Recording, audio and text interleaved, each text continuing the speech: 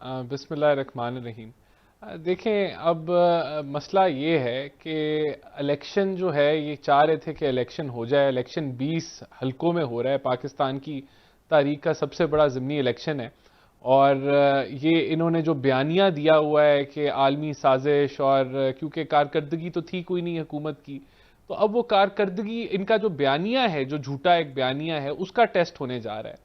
हम्म। अगर हम ज्यादा सीटें निकाल लेते हैं तो इसका मतलब है इनके पास वो बयानिया भी इनके हाथ से निकल गया, और फिर इनके पास एक ही हरबा है कि वो कहें कि XYZ ABC।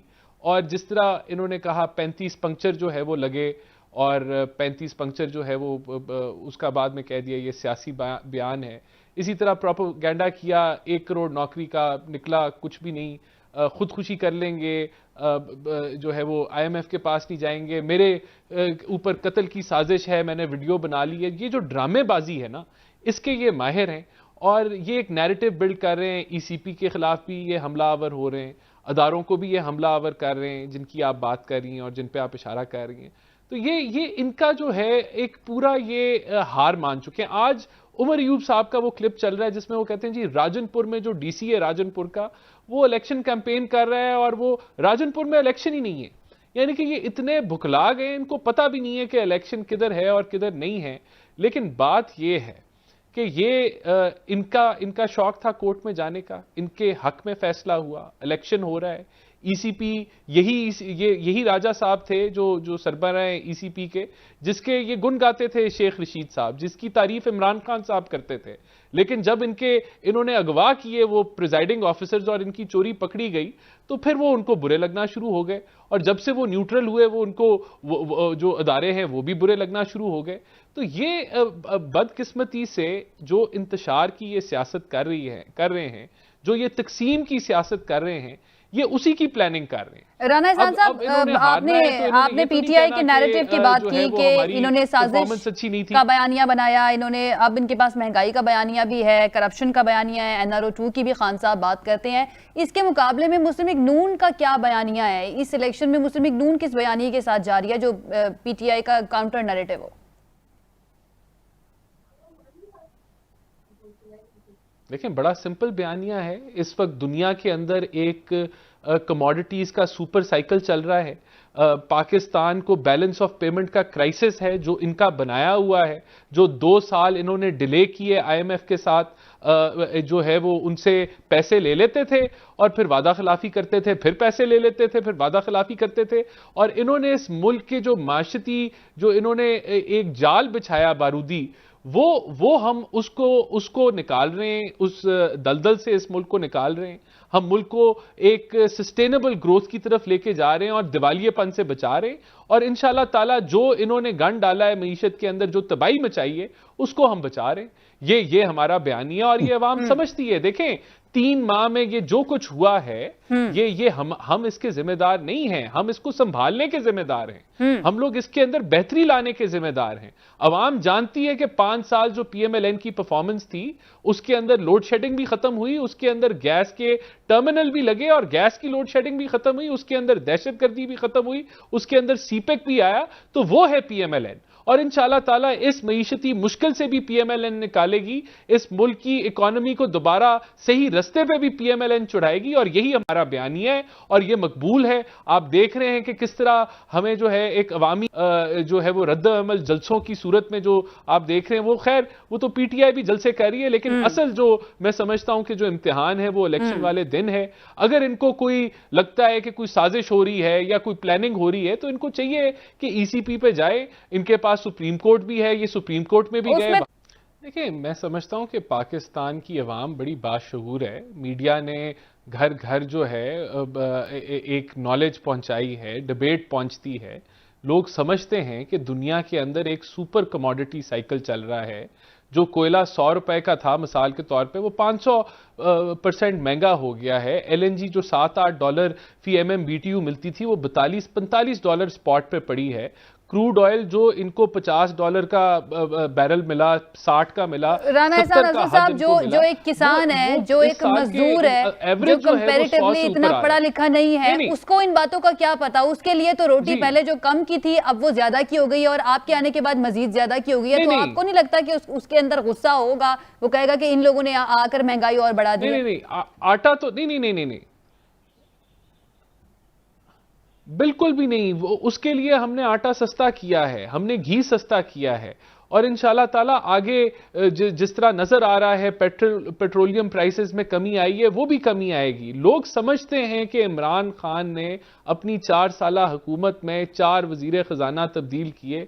इनके अपने वजीर कहते थे हमारा कोई माशती प्लान नहीं है, मिस गवर्नेंस की इंतहा थी, ट्रांसफर पोस्टिंग की करप्शन, इनके 650 केनाल इनके निकल आए, यानी कि वो तोहफे में मिल गए, 50 अरब माफ कर दिया, फिर मजहबी टच देना, फिर जो है गद्दारी टच देना। लोग इस बहरूपिये को पहचान चुके हैं, इनकी सियासत को पहचान चुके हैं। ये जो इंतशार फैला रहे हैं, जो तकसीम कर रहे हैं, आज इतने कमजोर जो मईशती हालात हैं उसके अंदर भी ये पाकिस्तान का भला नहीं सोच रहे, एक साजिशी एलिमेंट लेके आ रहे हैं, तो लोग इनसे बदजन हो चुके हैं। ये इनका जो फैन क्लब है ये साबित ये एक्सपोज हो जाएगा 17 जुलाई को। मैं नहीं समझता कि अब इनका ये जितना भी ये शोर शराबा है, अब इनके पास एक ही बयानिया होगा कि धांधली हो गई, फलाना हो गया, ढमकाना हो गया, क्योंकि इस इलेक्शन में हारने के बाद इनको पता लग जाएगा कि इनका जो ये नैरेटिव ये जो लगे हुए हैं कि आलमी साजिश और फलाना, जो कि झूठ है, जो कि इदारों ने भी झूठा कर दिया, जो सुप्रीम कोर्ट के 5 मेंबर बेंच ने भी जब नेशनल सिक्योरिटी कमेटी के मिनट्स पढ़े तो उन्होंने रद्द कर दिया उसको, जब नो कॉन्फिडेंस की बात थी। तो हर ये जो एक फेक प्रोपेगेंडा के साथ ये चल रहे हैं, ये एक्सपोज हो जाएंगे। मैं समझता हूं कि पाकिस्तान की अवाम अगर आप समझते हैं कि अवाम को समझ आ गई है, पीटीआई एक्सपोज हो गई है और आप लोगों के ऊपर कोई प्रेशर नहीं है, तो फिर सूबाई वुज़रा, विफाकी वुज़रा ये इस्तीफे क्यों दे रहे हैं? ये इलेक्शन मुहिम चलाने के लिए इतनी क्या जरूरत पड़ गई है कि इन लोगों को इस्तीफे देकर अब आना पड़ेगा?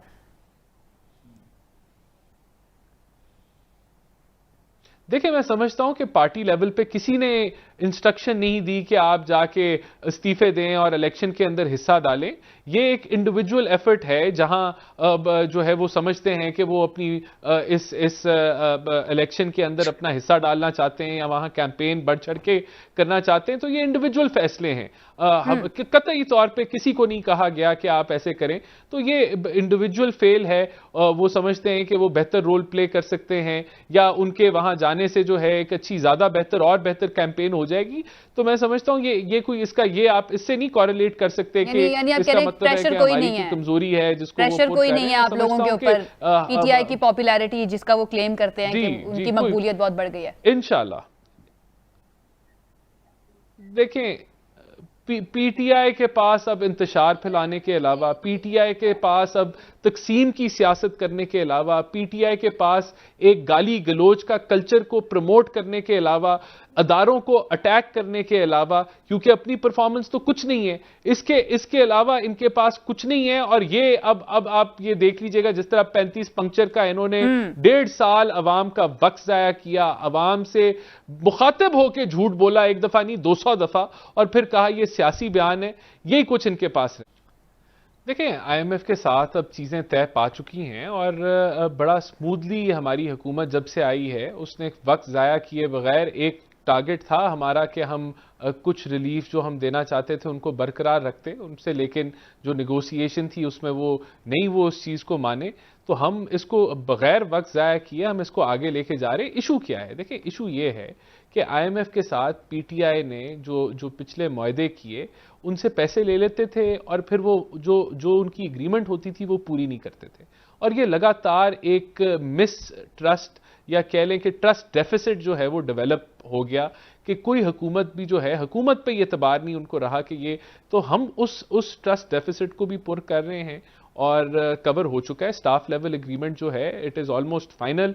मैं समझता हूं कि जुलाई के एंड तक इंशाल्लाह ताला, या मैक्सिमम अगर ये लटका तो अगस्त के पहले हफ्ते तक जो है हमें ट्रांच मिल जानी चाहिए। इनको स्टाफ लेवल एग्रीमेंट के बाद ये अपने बोर्ड की तरफ लेके जाएंगे अप्रूवल के लिए। तो मैं समझता हूं कि अब इसमें कोई रुकावट नहीं है। जहां तक पेट्रोल की प्राइसेस हैं, देखें ये इंटरनेशनली लिंक्ड हैं। अब जो ऑन एवरेज कोई $20 का फर्क पड़ा है क्रूड के अंदर, तो वो फर्क जो है वो हम समझते हैं कि अवाम का हक है कि उनको ट्रांसफर हो। यही इसी महीने में हमने प्राइसेस बढ़ाई, तो हमें तब भी इलेक्शन था, इलेक्शन तो तब भी नजर आ रहा था। तो ऐसी बात नहीं है कि हर चीज इलेक्शन के साथ जोड़ लिया जाए।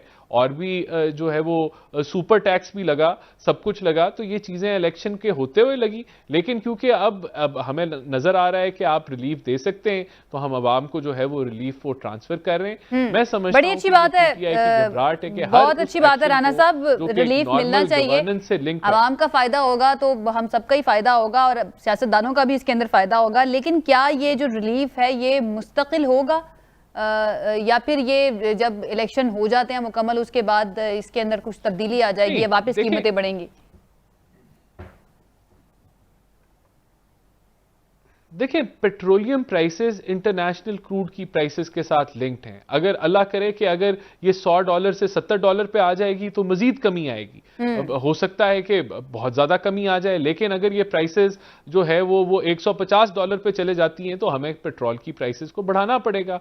और फिर हमने लेवी का भी टारगेट दिया हुआ है, सेल टैक्स का भी टारगेट दिया हुआ है। इम्कानात इस चीज के हैं और प्रिडिक्शन यही हो रही है, फोरकास्ट यही है कि क्रूड की प्राइसेस इंटरनेशनल मार्केट में गिरेंगी। और सिटी बैंक की रिपोर्ट है कि ये $65 फी बैरल पे भी आ सकती है, जो कि पीटीआई की एवरेज ये कीमत चल रही थी जब ये हुकूमत में थे। तो अगर ऐसी सूरत हाल बन जाती है तो जरूर अवाम को जो है वो रिलीफ ट्रांसफर होगा।